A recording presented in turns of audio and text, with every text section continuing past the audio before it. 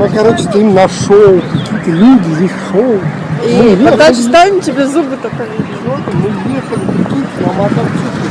На вот этом мотоцикле мы ехали. Когда я говорю про эту машину, надо снимать мотоцикл.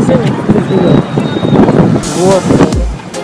Сегодня футбол, фанаты играют, бегают, фанаты, потом пацанишки снимают нас на камеру.